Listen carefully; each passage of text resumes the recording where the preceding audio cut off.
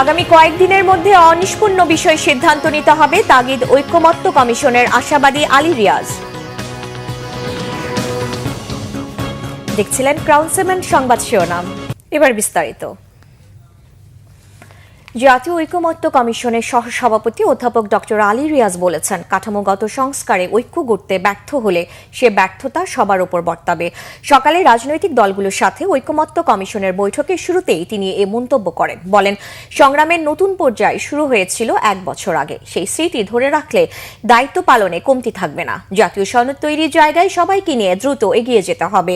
মৌলিক বিষয়ে জাতীয় সনদে সবাই যাতে এক জায়গায় আসতে পারি সে চেষ্টা রাখতে হবে বলেও মনে করেন আলী রিয়াজ। বলেন, কমিশন শুধু রাজনৈতিক দলের প্রচেষ্টার অংশ হয়ে সহযোগী হিসেবে কাজ করার চেষ্টা করছে। আগামী কয়েকদিনের মধ্যে অনিষ্পন্ন বিষয়ে সিদ্ধান্ত নিতে হবে উল্লেখ করে তিনি রাজনৈতিক দলগুলোকে অবস্থান পরিবর্তনের আহ্বান জানান। দর্শক, জাতীয় ঐকমত্য কমিশনের বৈঠকের সংবাদ সংগ্রহে আছেন আমাদের বিশেষ প্রতিনিধি ইমরুল কায়েস। সরাসরি কথা বলবো তার সাথে। কায়েস, আজকের বৈঠকে কি নিয়ে আলোচনা চলছে? ধন্যবাদ সাবরিনা। আজকের বৈঠকটি যদিও 10:30 থেকে শুরু হওয়ার কথা, কিছুক্ষণ পরে অর্থাৎ 11টার দিকে শুরু হয়েছে। তো এই বৈঠকে সব দলই অংশগ্রহণ করেছে, বিএনপি, জামাত, এনসিপি সহ অন্যান্য দল অংশগ্রহণ করেছে। আজকের যে মূল আলোচ্য বিষয় সেটি হচ্ছে যে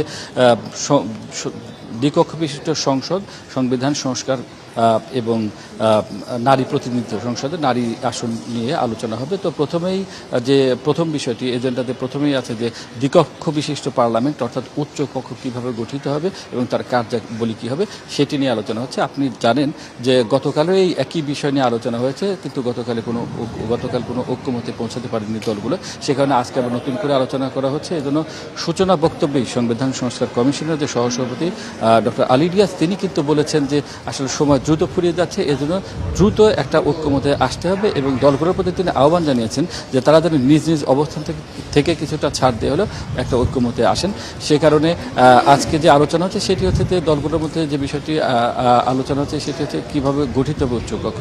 সংবিধান সংস্কার কমিশন তারা একটি প্রস্তাব উত্থাপন করেছেন, সেটি হচ্ছে যে পিআর পদ্ধতিতে হতে পারে, অর্থাৎ সংখ্যানুপাতিক ভোটের মাধ্যমে উচ্চকক্ষ গঠিত হতে পারে, অথবা যে প্রতিটি জেলা এবং প্রতিটি সিটি কর্পোরেশন এলাকা নিয়ে এই মুহূর্তে বাংলাদেশের 64টি জেলা এবং সিটি কর্পোরেশন মিলে 76টি হয়, তো 76টি আসন হতে পারে। তো সেখানে কিন্তু সরাসরি ভোটের কথা বলা হচ্ছে, অর্থাৎ জেলা এবং সিটি কর্পোরেশনে।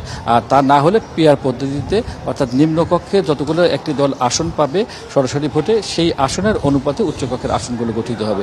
তো এই হচ্ছে মোটামুটি এটা নিয়ে আলোচনা হচ্ছে। ছোট ছোট দলগুলো আলোচনা করছে, বিএনপি, জামাত এবং এনসিপি এর মধ্যেই আলোচনা করেছেন। তো তারা কথা বললে আসলে বোঝা যাবে যে কোন দিকে যাচ্ছে।